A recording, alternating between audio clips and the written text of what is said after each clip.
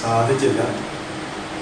എങ്കിലും സമയം കയറുന്ന സമയത്ത് വീണ്ടും പ്രസംഗത്തിന് ഞാൻ ഉദ്യമിക്കുന്നത് ബാവായുടെ പ്രത്യേകമായ നിർദ്ദേശപ്രകാരമാണ്. ഇന്നേ ദിവസം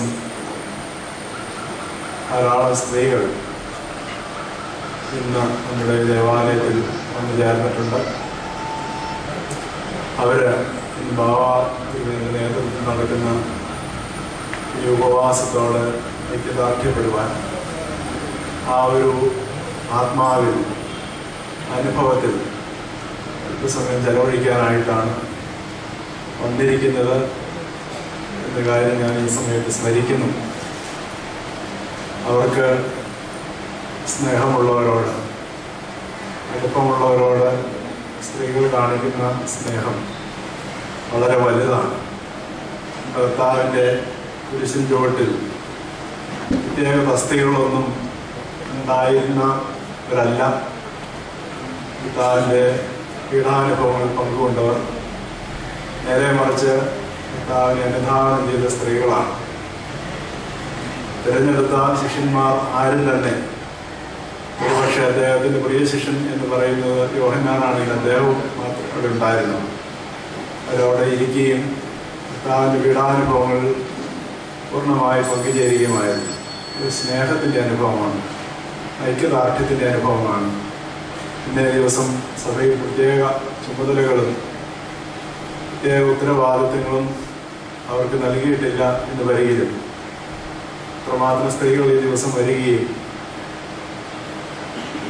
പരിശുദ്ധ ബാവ തിരുമേനിയും തിരുമേനിയും നടത്തുന്ന ഈ നീതിക്ക് വേണ്ടിയുള്ള ആത്മസമർപ്പണത്തിൽ പങ്കുചേരുകയുമാണ്. അതിൻ്റെ അനുഗ്രഹം നിങ്ങൾക്ക് ലഭിക്കട്ടെ. നിങ്ങളുടെ പ്രാർത്ഥന ദൈവത്തിൻ്റെ ഹൃദയം അലിയിക്കട്ടെ എന്ന് പ്രത്യേകമായിട്ട് പ്രാർത്ഥിക്കുക. ദൈവംപുരാനെ ഈ സഭയോട് നന്മ ചെയ്യട്ടെ എന്ന് ആത്മാർത്ഥമായി പ്രാർത്ഥിക്കുകയും ചെയ്തു. നമുക്കറിയാം, നമ്മുടെ ഈ ഒരു യജ്ഞം എന്ന് പറയുന്നത് നമ്മുടെ കോലഞ്ചേരി പള്ളിയിൽ ഏതെങ്കിലും ആധിപത്യം പുലർത്തുന്നതിന് വേണ്ടിയുള്ള ഒരു അന്വേഷണമല്ല. അതിനപ്പുറം വലിയ വിശാലമായ താല്പര്യങ്ങൾ ഇതിനുണ്ട്. അത് നമ്മൾ മനസ്സിലാക്കേണ്ടതാണ്. പലപ്പോഴും ഇതൊരു പള്ളിത്തർക്കമാണ്, അധികാരത്തിന് വേണ്ടിയുള്ള തർക്കമാണ് എന്നുള്ള രീതിയിൽ മാധ്യമങ്ങൾ വാർത്തകൾ സൃഷ്ടിക്കുമ്പോൾ നാം തിരിച്ചറിയേണ്ടതായൊരു കാര്യം, അതിനപ്പുറമായ ചില വലിയ കുലീന ലക്ഷ്യങ്ങൾ ഇതിന് ഉണ്ട് എന്നതാണ്. അത് നമ്മൾ മനസ്സിലാക്കേണ്ടതായിട്ടുണ്ട്. വ്യവഹാരം എന്ന് പറയുന്നത് പലപ്പോഴും ഒരു നല്ല കാര്യമല്ല എന്ന് നമുക്ക് ധാരണയുണ്ട്. ഒരു പരിധി വരെ അത് ശരിയുമാണ്. പക്ഷേ വ്യവഹാരത്തിൻ്റെ അർത്ഥം നിർണയിക്കുന്നത് അതിൻ്റെ ലക്ഷ്യമാണ്. എന്തിനു വേണ്ടിയാണ് വ്യവഹാരം നടത്തുന്നത്?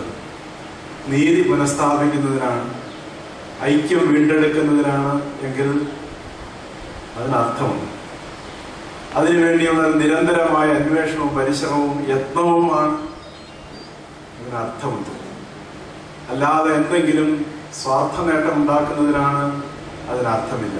ഈ കഴിഞ്ഞ കാലങ്ങളിൽ നടന്ന വ്യവഹാരങ്ങൾ യഥാർത്ഥത്തിൽ സത്യം മനുഷ്യരെ ബോധ്യപ്പെടുന്നതിന് വേണ്ടിയുള്ള ശ്രമമായിട്ടാണ്, ഭിന്നിച്ചു നിന്ന ഈ സമൂഹത്തെ ഒന്നാക്കുന്നതിന് വേണ്ടിയാണ്.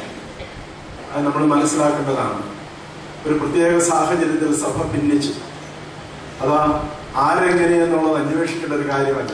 ഈ സഭ ഭിന്നിച്ച് രണ്ടായി തീർന്നു. ആ ഭിന്നത്തിന് ആരൊക്കെയുണ്ട്?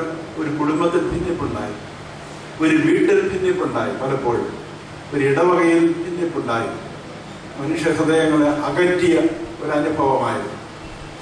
അത് പങ്കുകൊണ്ടവർക്കറിയാം അതിൻ്റെ വ്യഥയെന്ത്, അതിൻ്റെ വേദന എന്ത്. തീർച്ചയായിട്ടും ഇതിൻ്റെ ഒരു പിന്നിൽ പ്രവർത്തിച്ച ഒരു ശ്രമം എന്ന് പറയുന്നത് ഈ ഭിന്നത നീക്കി ഈ സമൂഹത്തെ ഒന്നാക്കി തീർക്കാനാണ്.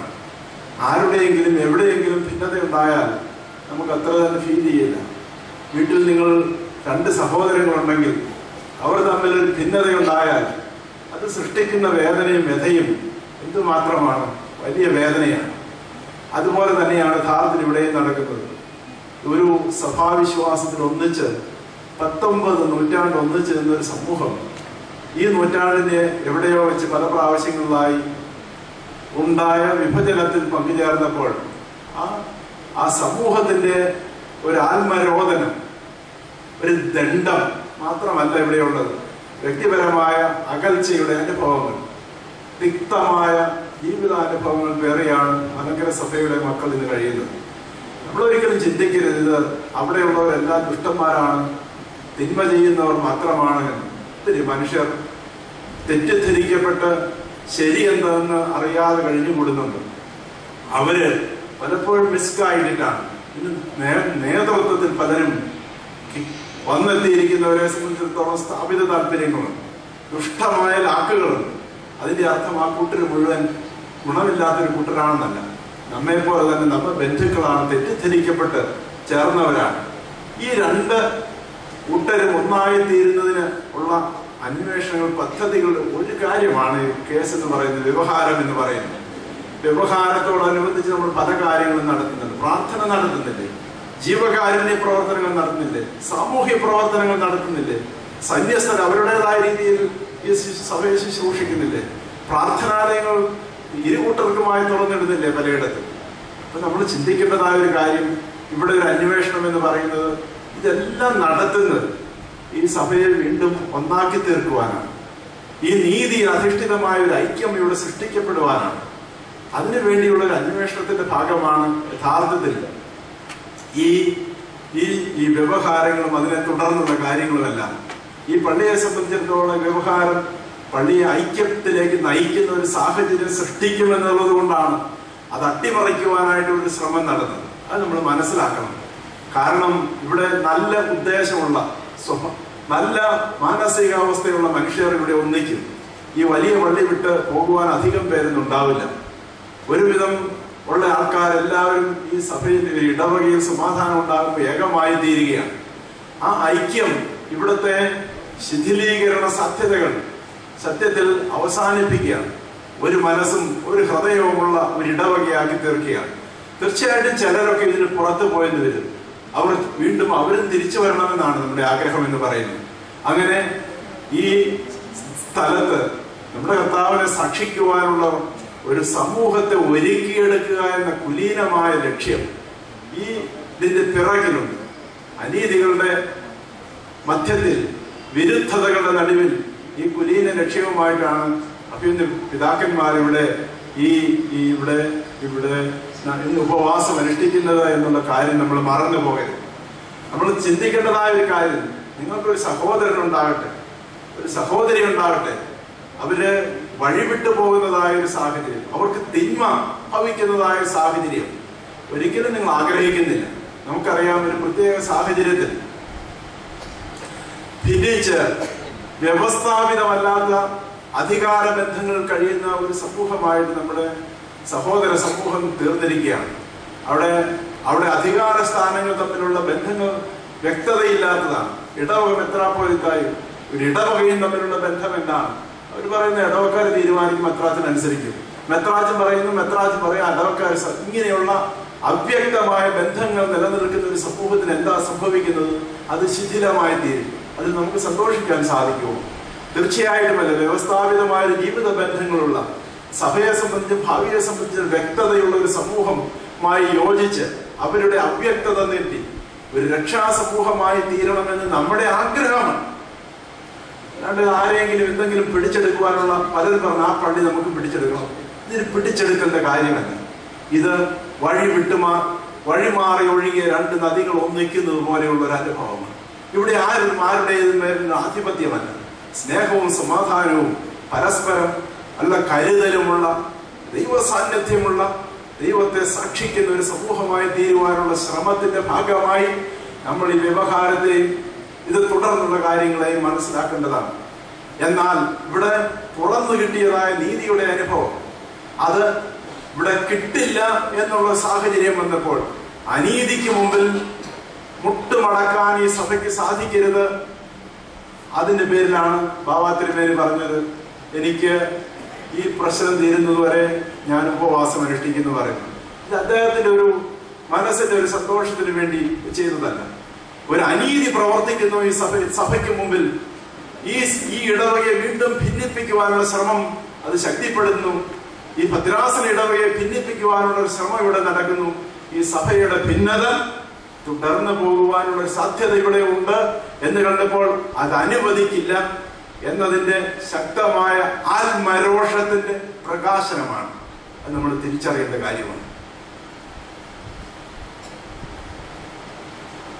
ഇത് നടപ്പില്ലാതെ വീണ്ടും ഈ സമൂഹം ഭിന്നിക്കുന്നതിന് മുമ്പിൽ നിർനിമേഷനായി വികാരരഹിതനായി നിൽക്കുവാൻ സാധിക്കാത്ത ഈ സഭയുടെ പിതാവിന്റെ തുറന്ന മനസ്സിന്റെ ആത്മരോഷത്തിന്റെ നീതിയോടുള്ള പ്രതിബദ്ധതയുടെ ഒരു പ്രതിഫലനമായി നമ്മൾ ഇത് കാണേണ്ടത്. അതിനാരെങ്കിലും മുന്നിൽ ഇറങ്ങേണ്ടതുണ്ട്. ആരെയാണോ ദൈവം അതിന് പ്രേരിപ്പിക്കുന്നത് അവർ ചെയ്യണം. ഇവിടെ ബാവാ തിരുമേനിയോ മെത്രാച്ചനോ എന്നില്ല. ബാവാ തിരുമേനിക്ക് ആ ദൈവീക പ്രേരണ കിട്ടിയെങ്കിൽ അദ്ദേഹം അതുകൊണ്ട് ഇവിടെ ഇരിക്കുകയാണ്. ഞാനിവിടെ അന്നത്തെ ദിവസം കഴിഞ്ഞ ഞായറാഴ്ച വന്ന ദിവസം അദ്ദേഹം തീരുമാനം എടുത്തിട്ടിരിക്കുകയാണ്. ഞാൻ ബാവയോട് പറഞ്ഞു, പലപ്പോഴും ഇത് ഇത്രമാത്രം ഇതിന്റെ പ്രത്യാഘാതങ്ങൾ മനസ്സിലാക്കിയാണോ ബാവ തിരുമേനി ഇരിക്കുന്നതെന്ന് ചോദിച്ച് ചിലപ്പോൾ ദിവസങ്ങൾ ഇരിക്കേണ്ടി വരും. അതിനുള്ള മാനസികമായ സമ്മർദ്ദം വളരെയുണ്ട്. അടുപ്പമുള്ളവർ വന്ന് പറയും മാറണമെന്ന് പറയും. പത്രോസ്ലീഹായെന്ന് കർത്താവിനോട് പറയുന്നു ഇത് വേണ്ട എന്ന് പറയുന്നു. എന്താ പറയുന്നത്? നീ മാറി നിൽക്കുക. സാത്താനെ എന്ന് വിളിക്കും. സാത്താൻ വലിയ പിശാച് എന്നുള്ള അർത്ഥത്തിലൊന്നുമല്ല. കർത്താവിന്റെ അടുക്കൽ ആ പ്രഥമ ശിഷ്യനുള്ള സ്വാധീനം കർത്താവ് മനസ്സിലാക്കിക്കൊണ്ടാണ്. അടുപ്പമുള്ളവർ പറഞ്ഞു ബാബാ തിരുമേനി ഇനി മതി എന്ന് പറഞ്ഞാൽ തിരുമേനിക്ക് വിഷമമാവും. അല്ലെങ്കിൽ അതുപോലെ അടുപ്പമുള്ളവർ പറയും. അല്ലെങ്കിൽ ഉപവാസം ഇരിക്കുന്ന അടുക്കൽ വന്ന് പറയും. ഇവിടെയാണ് ഞാൻ പറയുന്നത്, ഇതിനു വേണ്ടി ശ്രമിക്കുമ്പോൾ ഉണ്ടാകാവുന്ന സാധ്യത, അതിന്റെ പരീക്ഷണ സാധ്യതകൾ വളരെ വലുതാണ്. ഇതെല്ലാം നേരിടാൻ ഉറച്ചാണ് തിരുമേനി രംഗത്തേക്ക് വന്നത്. അല്ലെങ്കിൽ ഈ യജ്ഞത്തിന്റെ പരിസമാപ്തിയിൽ എത്തിക്കുവാൻ സാധിക്കുകയില്ല. എന്തെല്ലാം ഭാവിയിൽ ജീവിതത്തിൽ മുമ്പിൽ ഉണ്ടായാലും അതിനെ അതിജീവിക്കുവാനുള്ള കരുത്ത് അതിനു വേണ്ടിയാണ് നമ്മൾ പ്രാർത്ഥിക്കേണ്ടത്. തീർച്ചയായിട്ടും അതിനു വേണ്ടിയുള്ള ഒരു ആത്മസമർപ്പണത്തിലാണ് തിരുമേനിയുടെ തന്റെ ഉപവാസം അനുഷ്ഠിക്കുന്നതെന്ന് മനസ്സിലാക്കേണ്ടത്. ഓസ്ട്രിയക്കാരും നെപ്പോളിയന്റെ കാലത്ത് ഫ്രഞ്ചുകാരും കൂടിയുള്ള ഒരു യുദ്ധം നടക്കുന്ന സാഹചര്യമുണ്ട്. ഓസ്ട്രിയയിലേക്ക് കടന്നു പോകുന്നതായ ഒരു വീതി കുറഞ്ഞ പാലം, അതിന്റെ അറ്റത്ത് ഓസ്ട്രിയയിലേക്ക് കടക്കുന്ന കവാടമാണ്. ഇതിൽ പോയാൽ വലിയ പ്രശ്നമുണ്ട്. കാരണം അവിടെ ശത്രു സൈന്യങ്ങൾ നിൽക്കുന്നുണ്ടെങ്കിൽ നിൽക്കാൻ വളരെ സാധ്യതയുണ്ട്. അങ്ങോട്ട് പ്രവേശിക്കണമെങ്കിൽ ഇതിൽ തന്നെ കടന്നു പോകാനേ സാധിക്കുള്ളൂ. കൊടി പിടിക്കുന്നയാൾ പറഞ്ഞു ഒന്ന് അന്താളിച്ചു എങ്ങനെ മുന്നോട്ട് കടന്നേരും. അയാളായിരിക്കും വാളിന്റെ ആദ്യത്തെ ഇര. നെപ്പോളിയൻ ആയിരുന്നു പട നയിച്ചിരുന്നത്. അദ്ദേഹം മുമ്പോട്ട് വന്ന് കൊടി പിടിച്ച് ആ പാലത്തിലൂടെ കടന്ന് മുന്നിലെത്തുകയായിരുന്നു. അതൊരു നിർണായക സമയമാണ്. അവിടെ വിറച്ചു നിന്നാൽ ഒരു കാര്യവും നടക്കുകയില്ല. ഇതുപോലെയുള്ള ക്രൂഷ്യൽ മൊമെന്റ്സ്, വളരെ നിർണായകമായ സമയത്ത് ശക്തി സംഭരിച്ച് ദൈവപ്രേരണയുണ്ടായി ദൈവജനത്തെ മുമ്പോട്ട് നയിക്കുവാനുള്ള കരുത്ത്, അതാണ് ഇവിടെ നമ്മൾ കാണുന്നത്. ചഞ്ചലിച്ച് നിൽക്കാതെ, പതറാതെ, ഞാൻ അതിനെന്റെ ജീവനെ സമർപ്പിക്കുകയാണെന്ന് പറഞ്ഞ് ബാബാതിരുമേനി ആ വലിയ ഉത്തരവാദിത്വം സ്വന്തമായി ഏറ്റെടുക്കുകയാണ്. ഇതുപോലുള്ള നിമിഷങ്ങൾ പലപ്പോഴും കിട്ടുകയില്ല. പലരും ചോദിച്ചു, ഇദ്ദേഹത്തിന് 2 ദിവസം കഴിഞ്ഞിട്ട് എന്നോട് ചോദിച്ചിട്ട് ആലോചിച്ച് പെരുമാറ്റാനാണ് പറഞ്ഞത്. അല്ലെങ്കിൽ അങ്ങനെ പലരും പറഞ്ഞു കാണും. ഒന്ന് ആലോചിച്ച് നമ്മുടെ സമിതിയൊക്കെ ഒന്ന് കൂടിയിട്ട് ഒക്കെ ചെയ്താൽ മതിയായിരുന്നല്ലോ. അങ്ങനെ സാധിക്കുന്ന കാര്യമല്ല ഇത്. ആത്മപ്രേരണയിലൂടെ നടക്കേണ്ട കാര്യമാണ്. നിങ്ങൾ ഒരു പക്ഷേ ഈ ലേവ്യ പുസ്തകത്തിൽ ഇതുപോലൊരു സന്ദർഭം, ഇസ്രായേൽക്കാരൻ ഇസ്രായേലിൽ നിന്ന് കടന്ന് ഇസ്രായേലിൽ വരുന്നതായ സാഹചര്യം, അവിടെ വന്ന് കാദേശ് എന്ന് പറയുന്ന, അതായത് ഇസ്രായേലിന്റെ തെക്ക് ഭാഗത്തുള്ള പ്രദേശത്താണ്. അത് കഴിഞ്ഞാൽ കനാൻ ദേശമാണ്. അവിടെ ചെന്നിപ്പോ 12 ഗോത്രങ്ങളിലായിട്ട് മോശ പറഞ്ഞയച്ചു, നിങ്ങൾ പോയി രാജ്യം ഒറ്റ നോക്കണം. അവരെല്ലാം പോയി എല്ലാവരും തിരിച്ചു വന്നപ്പോൾ 10 പേർക്കൊരു അഭിപ്രായമാണ്, ഗുണമില്ല, കരുത്തുള്ള ആൾക്കാരാണ്, ഭയങ്കര ഭീമന്മാരാണ്, അവരുടെ ശക്തി അതിജീവിക്കുവാൻ നമുക്ക് സാധിക്കുകയില്ല. എന്ത് സംഭവിച്ചു? 2 പേര് പറഞ്ഞു അവര് ഇതൊക്കെ ഉള്ളവരാണ്, നല്ല സ്ഥലമാണ്, പക്ഷെ എതിർപ്പുകൾ ഉണ്ടാകാനാണ്. നമ്മൾ പോയി അവരെ കീഴടക്കേണ്ടതുണ്ട്, ആ രാജ്യം നമ്മുടേതാക്കേണ്ടതുണ്ട്. ഇസ്രായേൽ ജനം ഒരു വലിയ അങ്കാലാപ്പിലായി. അവർ പറയുന്നത് എന്താണ്? ഈ കാലം മുഴുവൻ, ഈ മരുഭൂമികൾ മുഴുവൻ നടന്നു പോകുന്നത് ഇതുപോലുള്ളൊരു ജനത്തുമായിട്ട് അഭിമുഖീകരിക്കുക, ഏറ്റുമുട്ടുവാനാണ്. ഞങ്ങളില്ല. സമൂഹത്തിൽ പ്രയാസമായി. അവര് എന്ത് ചെയ്യുന്നു? തിരിച്ചു പോവുകയാണ്. മോശയ്ക്ക് തീരുമാനമെടുക്കാൻ സാധിക്കുന്നില്ല. അലച്ചിൽ, കഴിഞ്ഞ അലച്ചിലിനേക്കാളും നീണ്ട അലച്ചിൽ അതിനുശേഷം നടക്കുകയാണ്. എന്താ അവിടെ സംഭവിക്കുന്നത്? ജീവിതത്തിൽ ദൈവം തമ്പുരാൻ ചില നിർണായക നിമിഷങ്ങൾ തരും. ആ നിമിഷങ്ങൾ ഭൂരിപക്ഷത്തിന്റെ അടിസ്ഥാനത്തിലാകരുത്. സമിതികളുടെ പൂർണ്ണമായ പിന്തുണ ഇവിടെ നമുക്കിതെല്ലാം ഉണ്ട്, ശേഷമാണെങ്കിൽ നമുക്ക് കിട്ടി. ഇതല്ല, നേരെ മറിച്ച് ആത്മപ്രേരിതമായി എടുക്കുന്ന തീരുമാനം, അത് ദൈവ ഇഷ്ടപ്രകാരം നിർവഹിക്കുമ്പോൾ അത് ആ തീരുമാനങ്ങൾ എടുക്കുവാനുള്ള കരുത്താണ് ഒരു ലീഡർഷിപ്പിന്റെ സവിശേഷത എന്ന് പറയുന്നത്. ബാവാതിരുമേനി അതാണ് ഇവിടെ നിർവഹിച്ചിരിക്കുന്നത്, അതാണ് തെളിയിച്ചിരിക്കുന്നത്. അദ്ദേഹം ഒരു പ്രതിസന്ധിയുടെ നടുവിൽ ഇടം വലം നോക്കാതെ ദൈവാഗ്രഹം എന്താണ്, ഈ സഭയുടെ ഭാവിയെ സംബന്ധിച്ചുള്ള ബാധ്യത തനിക്കാണ്, ഈ ഇടവകയിൽ സമാധാനം ഉണ്ടാകും തന്റെ ചുമതലയും ഉത്തരവാദിത്വവുമാണ്. അത് തിരിച്ചറിഞ്ഞപ്പോൾ സ്വന്തമായി എടുത്ത, ദൈവ ഇഷ്ടപ്രകാരം എടുത്ത നേതൃത്വ ഗുണമുള്ള ഒരു തീരുമാനം. ആ ഒരു നിമിഷം നഷ്ടപ്പെട്ടാൽ ഇസ്രായേലിന് പറ്റിയ പോലെ വീണ്ടും അലച്ചിൽ തുടരേണ്ടതായി ഒരുപക്ഷെ വന്നു. തീർച്ചയായിട്ടും അതുകൊണ്ട് ആ തീരുമാനത്തെ ആദരിക്കും. ഇവിടെ അദ്ദേഹത്തിന്റെ തീരുമാനത്തിൽ നിലനിർത്തുവാൻ, അത് ആരോഗ്യത്തോടുകൂടി ആ തീരുമാനത്തിലേക്ക് മുന്നോട്ട് നയിക്കുവാൻ ദൈവം തമ്പുരാന്റെ കൃപയും അനുഗ്രഹങ്ങളുമാണ് ആവശ്യമെന്നത് തിരിച്ചറിവ് നമുക്കുണ്ടാകും. തിരുമേനിക്കതെന്ന് തിരുമേനിമാർക്ക് 2 പേർക്കുമാണ്. ആ തിരിച്ചറിവിലേക്ക് നാമും വരണം. ഇന്ന് ആ തിരുമേനി ഒരു ഉപവാസ ഘട്ടത്തിലാണ്. ദിവസങ്ങൾ 4-5 പോയി പിന്നിട്ടു. എളുപ്പമുള്ള ഒരു കാര്യമല്ല. മാനസികമായി ഏറെ സമ്മർദ്ദം, ശാരീരികമായ ക്ഷീണമുണ്ട്. ഇഷ്ടക്കാരൻ എന്ന് പറയും, ഭാവത്തിനുമേനി ഇത് എത്ര ദിവസമാണ് ഇങ്ങനെ കിടക്കുന്നത്. ആ ഒരു സമയത്തുണ്ടാകുന്ന ആത്മസംഘർഷം എന്ന് പറയുന്നത് വളരെ വലുതാണ്. ആ സംഘർഷത്തിൽ നിലനിൽക്കുവാനുള്ള കരുത്താണ് ദൈവം തമ്പുരാൻ അദ്ദേഹം പ്രാപിക്കേണ്ടത്. അത് നമ്മൾ ഓർത്തിരിക്കേണ്ടതാണ്. നമ്മെ സംബന്ധിച്ചിടത്തോളം ഇവിടെ വന്ന് ഒരു ദിവസം ഇരുന്നു പോകുവാനല്ല, മുദ്രാവാക്യം വിളിക്കുവാനല്ല. ഇത് മനസ്സിലാകാതെ ആൾക്കാർ മുദ്രാവാക്യമൊക്കെ വിളിക്കുന്നത്. ഇവിടെ മനുഷ്യ ജീവിതത്തിലെ വിശുദ്ധീകരണത്തിന്റെ ജീവിതാനുഭവത്തിലൂടെ കടന്നു പോകുന്ന 2 വ്യക്തികളുടെ സാന്നിധ്യത്തിൽ ഇരുന്ന് പ്രാർത്ഥിക്കുവാനുള്ള സമയമാണ്. ആ ഒരു ആത്മസംഘർഷത്തിൽ പങ്കുചേർന്ന് അത് ഈ സഭയുടെ ആത്മസംഘർഷമാക്കി എടുക്കുവാൻ, ഈ സഭയുടെ ശുദ്ധീകരണത്തിനായി മാറ്റിയെടുക്കുവാനുള്ള സമയമാണ്. അത് നമുക്ക് സാധിച്ചില്ലെങ്കിൽ ഈ നിമിഷത്തോട് നാം പ്രതികരിക്കുന്നില്ല. അത് നമ്മൾ അതിന്റെ കാഴ്ചക്കാരായി നിൽക്കുകയാണ്. യഥാർത്ഥത്തിൽ ആ വലിയ ദൈവസന്നിധിയിലുള്ള സന്നിധാനത്തിലുള്ള നമ്മുടെ ആ ഇല്ലായ്മ തിരിച്ചറിയുന്ന ദിവസങ്ങളാണ്. പലരെയും സംബന്ധിച്ചിടത്തോളം ഇത്രയും വലിയ സ്ഥാനത്തുള്ള ഒരാളിൽ ഇങ്ങനെ ഇരിക്കുന്നത് എന്ത് മോശമാണ് എന്ന് ചിന്തിക്കുന്നവരാണ്. അത് നമുക്ക് അതിന്റെ അർത്ഥം തിരിച്ചറിയാനിട്ടാണ്. ദാവീദിന്റെ കഥ നമുക്കറിയാം. അദ്ദേഹം സാക്ഷിയിൻ പെട്ടതിന് മുമ്പിൽ നഗ്നനായി നൃത്തം ചെയ്യുകയാണ്. ഭാര്യ ചോദിക്കുകയാണ്, ഇത് എന്തൊരിടപാടാണ്? ഇസ്രായേലിന്റെ മഹാരാജാവ് ഇവിടെ ഇത്തരം പണി കാണിക്കുന്നത് ഇതുപോലെയാണ്. ഇത് ഉയർന്ന ആൾക്കാർക്ക് കൊള്ളാവുന്ന പണിയല്ല എന്ന് പലരും ചിന്തിക്കുന്നു. ഇത് മനുഷ്യന്റെ അഹം അലിഞ്ഞ് തീർന്ന് ദൈവസന്നിധിയിൽ സുതാര്യമാകുന്ന അനുഭവമാണ്. ആ മനുഷ്യ മനസ്സിലെ അഹം, ആ ദൈവ ഇഷ്ടമില്ലാത്ത എല്ലാം അലിഞ്ഞു ചേർന്ന് ദൈവത്തിന്റെ സന്നിധിയിൽ പൂർണ്ണമായി സമർപ്പിക്കുന്ന സമയമാണ് ഉപവാസത്തിന്റെ അനുഭവം.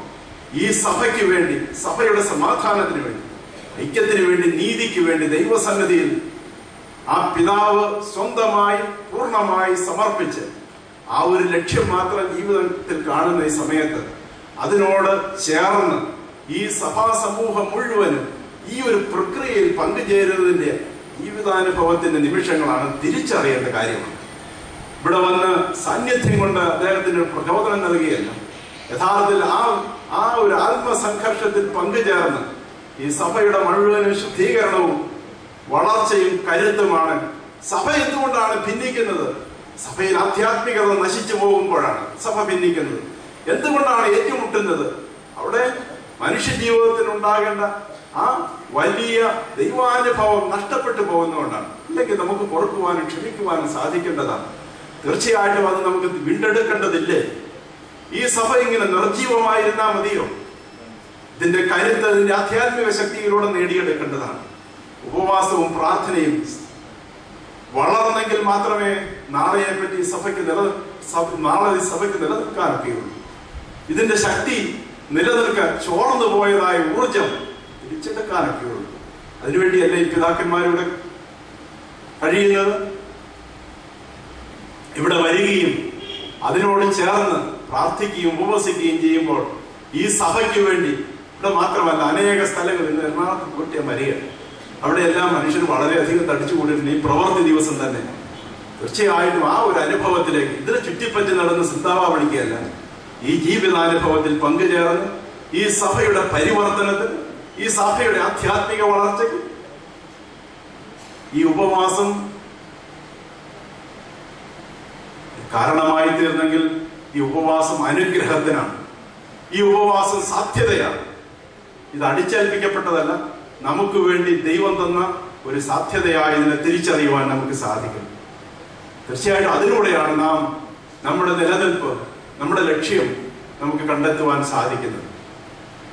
ആ ഒരു അനുഗ്രഹകരമായ അനുഭവത്തിലേക്ക്, പരിവർത്തനത്തിന്റെ പ്രേരണയിലേക്ക് ഈ സംഭവം നയിക്കുമെങ്കിൽ തീർച്ചയായിട്ടും ഇത് അനുഗ്രഹകരമായി തീരും. പിതാവിന്റെ ഈ ഉപവാസം അർത്ഥമില്ലാത്തതല്ല.